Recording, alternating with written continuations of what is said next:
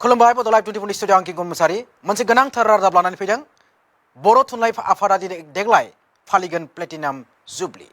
बेयो जागोन बर' राव थुनलाइनि थाखाय गोग्गाथाव आरो बेयो बर' राव थुनलाइनि थाखाय मोनसे गोनांथार हाबाफारि जायनि जाहोनाव दिनै बर' थुनलाइ आफादा प्लेटिनाम जुबली फालिथायनि आगान सुरबाय आरो बेबायदिनो चिराङाव प्लेटिनाम जुबली फालिनो थाखाय बानजाय आफादनि मावख'खौ बेखेवनानै होबाय जाबाय आरो मावख'खौ बेखेवनानै होदों बर' थुनलाइ आफादनि आफादगिरि मानगोनां गपिनाथ बरगयारी बिथाङा आरो बिथाङा बर' थुनलाइ आफादनि आफादगिरि जानानै दिनै प्लेटिनाम जुबली फालिथायनि मावख'नि हाबाफारिखौ बेखेवनानै होदों। बर' थुनलाइ आफादा देग्लाय फालिनाय जागोन प्लेटिनाम जुबली।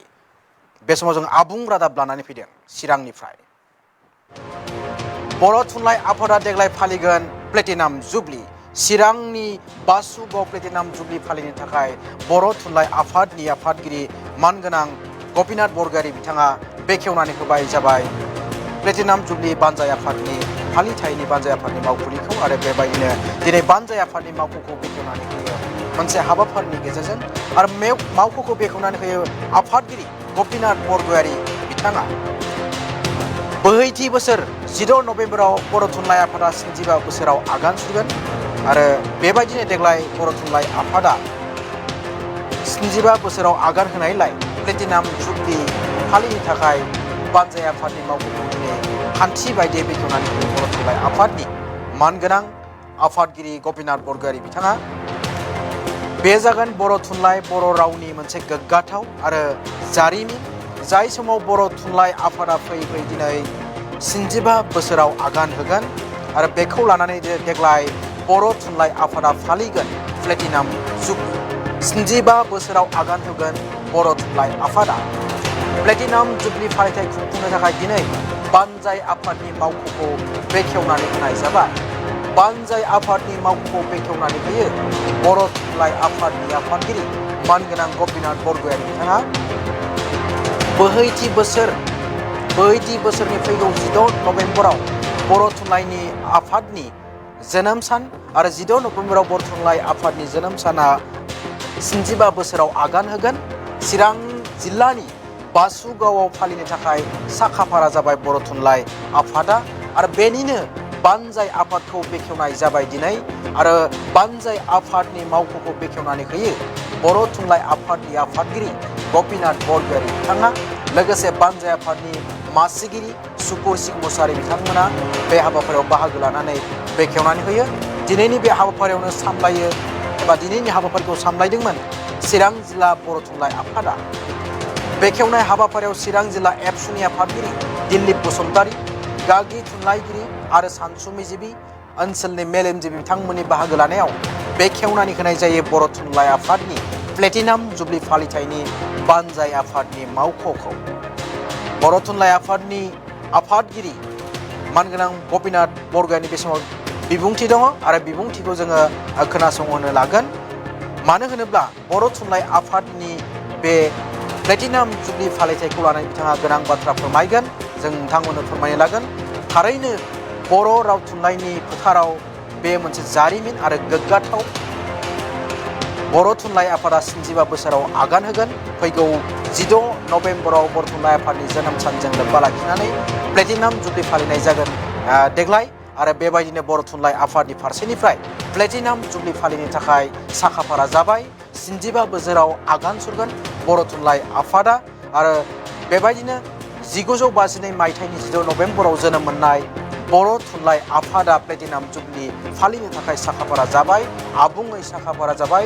बेबायदिनो चिरांनि बासुगावआव फालिनो थाखाय चिरां जिल्ला बर' थुनलाइ आफादनि हेफाजाबाव दिनै आफादनि मिरु आफादनि आफादगिरि गपिनाथ बरगयारी बिथाङा दिनै खान्थि बायदियै प्लेटिनाम जुबली फालिथाय हाबाफारिनि बानजाय आफादनि मावख'खौ बेखेवनानै होनाय जाबाय। फैगौ बोहैथि बोसोरनि 16 नभेम्बराव बर' थुनलाइ आफादनि जोनोम सान एबा 75 बोसोराव आगान होगोन बर' थुनलाइ आफादा। थारैनो बियो बर' हारि माहारि एबा बर' राव थुनलाइनि फोथाराव बे गोग्गाथाव आरो थारैनो बेयो जारिमिन मोनसे सानजागोन। मानो होनोब्ला बर' राव थुनलाइनि फोथाराव दिनै बर' थुनलाइ आफादा 1952 मायथाइयाव जोनोम मोननानै देग्लाय फैगौ 16 नभेम्बराव बर' थुनलाइ आफादा 75 बोसोराव आगान होगोन आरो बेनिनो प्लेटिनाम जुबलि फालिथायखौ गाजा गोमजायै खुंफुंनो थाखाय दिनै चिरां जिल्ला बर' थुनलाइ आफादनि हेफाजाबाव मिरु आफादनि आफादगिरि गपिनाथ बरगयारी बिथाङा दिनै प्लेटिनाम जुबलि फालिथायनि हाबाफारि एबा फालिथायनि थाखाय प्लेटिनाम जुबलि फालिथायनि थाखाय बानजाय आफादनि मावफारिखौ खान्थि बायदियै बेखेवनानै होनाय जायो आरो बे समाव जोङो आफादगिरि गपिनाथ बरगयारी बिथांनि बिबुंथिखौ जोङो नोंथांमोननो खोनासंहोनो लादों।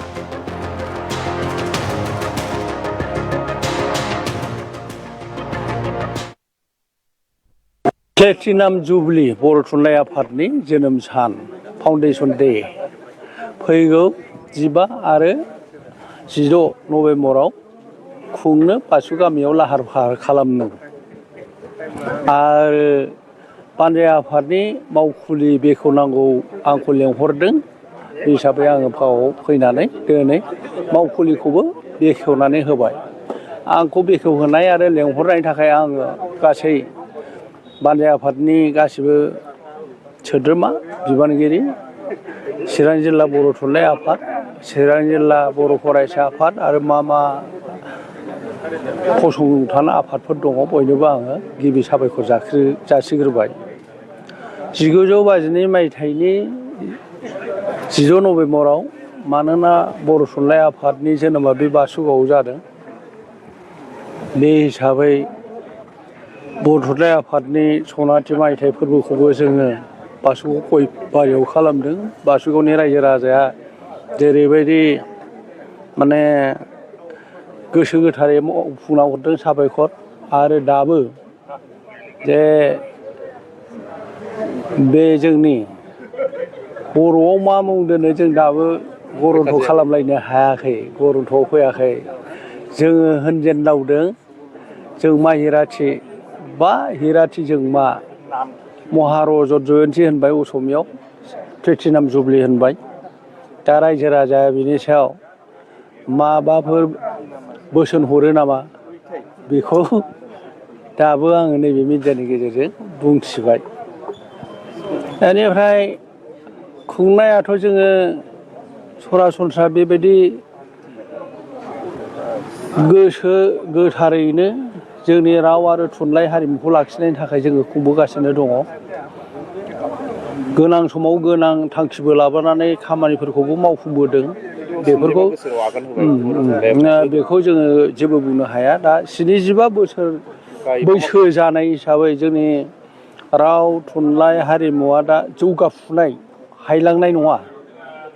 जोबोद देरगानांगौ बाथ्रा। जोंना जे लासै लासै जौगाबोदों दाबो जौगागासिनो दङ, हायलाङाखै जोंनि मान थाखोआ। बे हिसाबै जोंहा गासै बर' रायजो राजाहा बिराद बिबान दं आरो बर'ल' नङा गुबुन हारिनि पन्डितफोरखौबो जोङो आखायाव लाफानानै जोंनि राव थुनलाइ जौगानायाव मदद होफानो जेरै हायो जोङो बिथांमोनखौबो जोङो आखायाव लानांगौ, मान होनानै सनमान होनानै। एबारनि ओंखायनो बे 75 बोसोर प्लेटिनाम जुबलि जानो गोनाङाव जोङो गुबैथारै माखासे सावरायनायनि थांखि जोंहा रोखा दंखायो।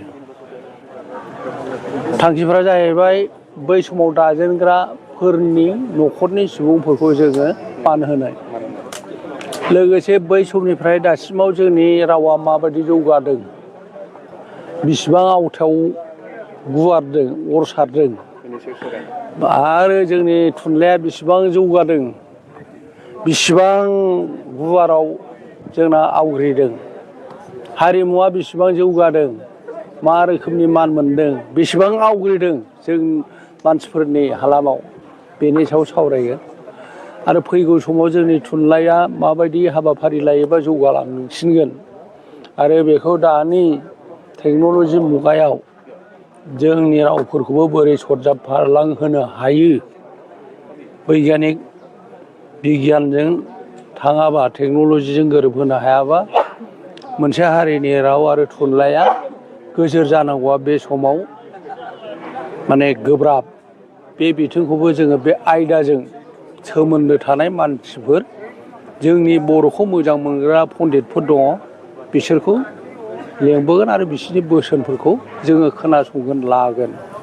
मोनसे खोथाया थिगखा साइन्टिफिक एन्ड टेकनिकेल टेक्न'लजि कमिसननि कमिसनार बे कमिसननि कमिसनार बिथाङा जों दाखालि लोगो हमनानै रायज्लायहैबा जोंहा खामानि मावबावनांगौ दं नालाय बाहाय जोङो बुंनायाव बियो फैगोन एखे खोथा हरबाय जोंनो नोंथांमोनहा लेंहरबानो फैगोन जोङो दा बानजाय आफाद आरो जों राव सावरायनानै आलासिफोरखौ गरमखौ खालामबा बिथां